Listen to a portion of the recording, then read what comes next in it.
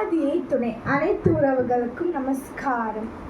வெஞ்சமரிலே விஜயன் அஞ்சியவர் நீதமெனவே தெளிந்திட கொஞ்சறிவெல்லாம் புரண்டு வெஞ்சமர்க்கை விஞ்சும் மீதம் வந்தறிந்து வாய்மை கீதை போல் பஞ்சயர்கள் கீதும் முழுதோதியூரை பண்ணான் பர்குணன் போல் வந்த தேவர்க்கு விஞ்சியே விஜயம் மனம் போல அறிவுண்டாக்கும் எங்கள் வீரகுலநாதர் சந்நிதி என்று நமது குலதெய்வம் பிரம்ம பிரகாச நிவலிஷாலை ஆண்டளவு திருவாய் மனமுடன் தோத்திரித்து வணங்கி இப்போ நான் வந்து உங்ககிட்ட இப்போ ஒரு குட்டியோட நிகழ்வு மாதிரி நான் கூட பண்ணிக்கிறேன்.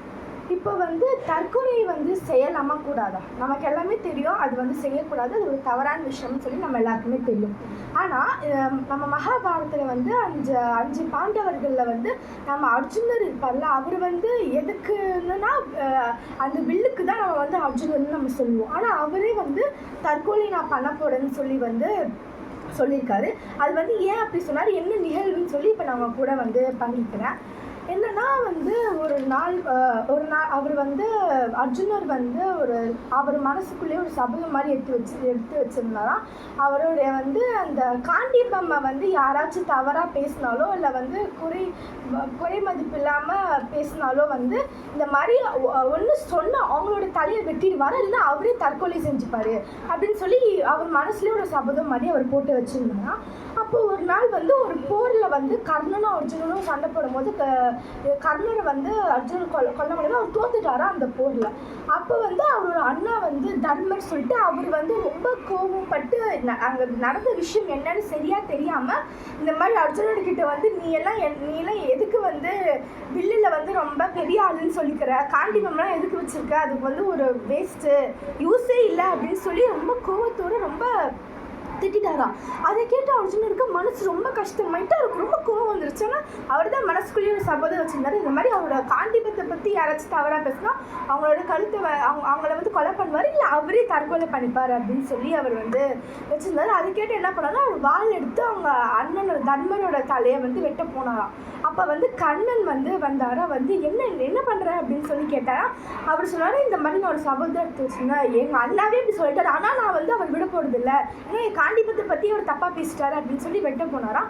அப்போ வந்து அவர் சொன்னாலும் உனக்கு என்ன அவங்க அண்ணனை கொலை பண்ணணும் அவ்வளோ தானே, நீயே வந்து இப்படி பண்ணுற, நான் சொல்கிறத பண்ணு அப்படின்னு சொல்லி சொன்னாரா. அவர் வந்து சரி என்ன பண்ணணும் சொல்லு அப்படின்னு சொல்லி சொன்னார். இவர் வந்து சொன்னாரா, ஏதாச்சும் ஒரு பெரிய இடத்துல வந்து எல்லாரும் கூடி இருக்கும் போது அவரை வந்து மரியாதை குறைவாக பேசு, பெரியவங்களை வந்து மரியாதை குறைவாக பேசுறது தான் வந்து அவங்கள சாகடிக்கிறதுக்கு சமம் அப்படின்னு சொல்லி சொன்னாரா. இவரும் சரி கிருஷ்ணன் வந்து சொல்கிறாரு, அவர் கூடிய தானே இருக்கார் அவர், சரி அவர் சொல்கிறது செய்வோம் கரெக்டாக தான் இருக்கும்னு சொல்லி அவரும் வந்து எல்லாரும் கூடி இருக்கிற இடத்துல வந்து அவங்க அண்ணனை வந்து ஒரு சபையில் வந்து ரொம்ப திட்டி மரியாதை குறைவாக பேசிட்டாராம். ஆனால் அதுக்கப்புறம் அவருக்கு மனசே தாங்கலையே, ஏன்னா நம்ம அண்ணாவை போய் என்ன இருந்தாலும் நம்ம அண்ணனை போய் நம்ம திட்டிட்டுமே இப்படின்ட்டு சொல்லி அவருக்கு மனசு ரொம்ப கஷ்டமாயிடுச்சு. சரி ஓகே நான் போய் தற்கொலை பண்ணிக்கிறேன் அப்படின்னு சொல்லி அவர் தற்கொலை பண்ண போனாராம். அப்போ கண்ணன் வந்து சொன்னார், இப்போ என்ன பண்ண போறேன்னு கேட்டபோது இல்லை நான் தற்கொலை பண்ண போகிறேன், எங்கள் அண்ணனையும் நான் அப்படி சொல்லிட்டேன் அப்படின்னு சொல்லி சொன்னாராம். அப்போ கண்ணன் சொன்னாரா, உனக்கு கேட்டால் நீ தற்கொலை தானே பண்ணணும், மறுபடியும் நான் சொல்கிறத பண்ணுனார். அவர் சொன்னார், இல்லை வேணாம், இல்லை நான் சொல்கிறது கேளு அப்படின்னு சொல்லி சொன்னாரா.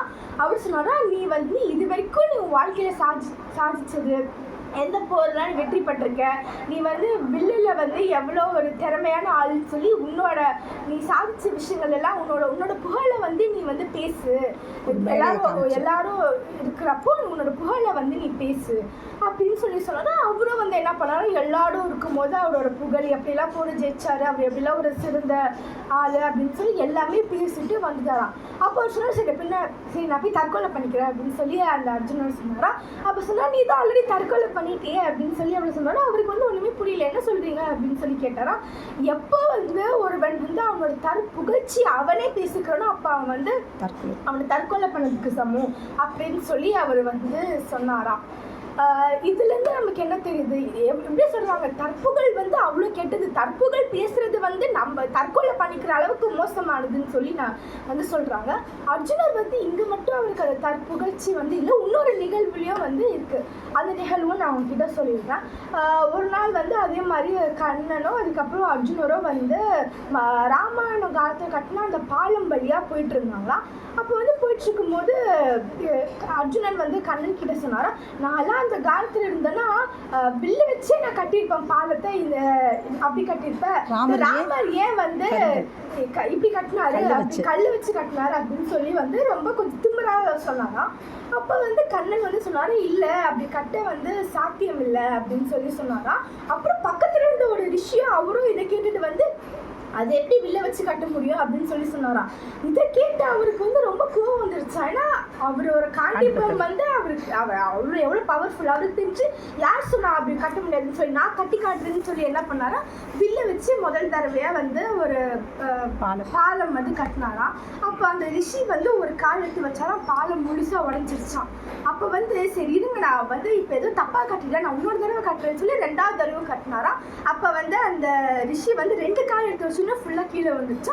அவருக்கு ஒரே கடுப்பாயிடுச்சா, என்ன நம்ம காண்டிபத்துக்கு வந்து எவ்வளோ பவரு, இதெல்லாம் இப்படி ஆயிடுச்சுன்னு சொல்லி ரொம்ப சோகமாக வந்து கண்ணன் கிட்ட வந்து அவர் வந்து இப்படி சொல்லிட்டு இருந்தாராம். அப்போ வந்து அவர் சொன்னாரா, நீ வந்து கடவுளை நினச்சிட்டு நீ வந்து கட்டு, அப்போ வந்து இது வந்து கரெக்டாக இந்த பாலம் வந்து நிற்கும் அப்படின்னு சொல்லி சொன்னார். அவரும் சரின்னு சொல்லி கடவுளை மனசார நினச்சிட்டு அந்த அந்த பாலத்தை வந்து கட்டினாரா. அப்போ வந்து அந்த ரிஷி நடக்கிறாரா, அது மேலே குதிக்கிறாரா, ஓடுறாரா, தாவுறாரா, என்னென்னமோ பண்ணுறாரு. ஆனால் அந்த இது வந்து பாலம் வந்து உடையவே இல்லையா, அது அப்படியே நல்லா ரொம்ப ஸ்ட்ராங்காக வந்து நின்றுதான்.